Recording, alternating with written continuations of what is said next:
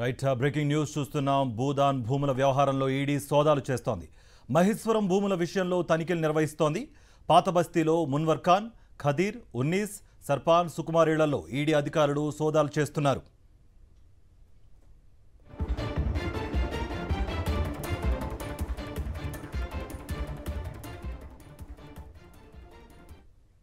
Right పాత బస్తీలో ఈ భూదాన్ వ్యవహారంలో ఈడీ సోదాలకు సంబంధించి మరింత సమాచారం మా ప్రతినిధి అమర్ అందిస్తారు. అమర్, ఈ దాడులు ఎటువంటి ఆధారాలు లభించాయి? మీ దగ్గర ఉన్న సమాచారం ఏంటి?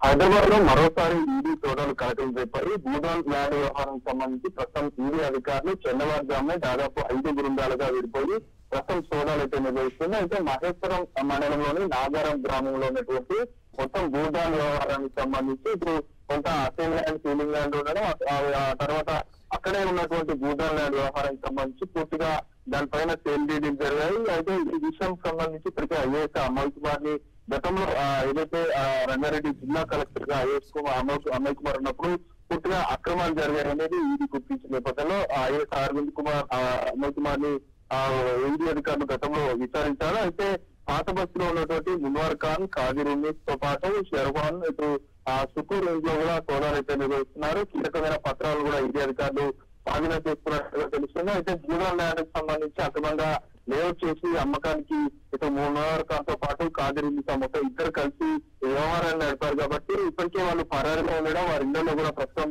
ఈడీ అధికారులు సోదాలు అయితే నిర్వహిస్తున్నారు. ల్యాండ్ కి సంబంధించిన పత్రాలే కాకుండా ఇప్పటికే కోట్లాది రూపాయల విలువైనటువంటి ఈ భూదాన్ ల్యాండ్ వ్యవహారానికి సంబంధించి పూర్తి స్థాయిలో ఈడీ అధికారులు అయితే దర్యాప్తు వేగవంతం చేశారు. అయితే ఇవాళ జరుగుతున్నటువంటి దాడులకు సంబంధించి మున్వర్ ఖాన్, ఖదీర్, ఇటు ఎక్స్-టీడీపీకి సంబంధించిన నాయకుడు షర్ఫాన్, ఇటు సుకూర్, ఉన్నీస్ మొత్తం 5 బృందాల్లో కూడా సోదాలు అయితే నిర్వహిస్తున్నారు.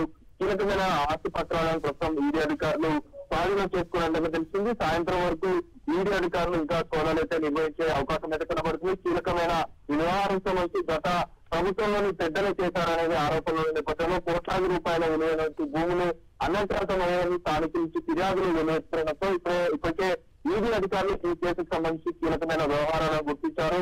ఈ నేపథ్యంలోనే ప్రస్తుతం ఈడీ అధికారులు అయితే మొత్తం 5 ఊళ్ళలో కూడా సోదాలు అయితే నిర్వహిస్తా ఉన్నారు. రైట్ అమ్మా, thank you for the update.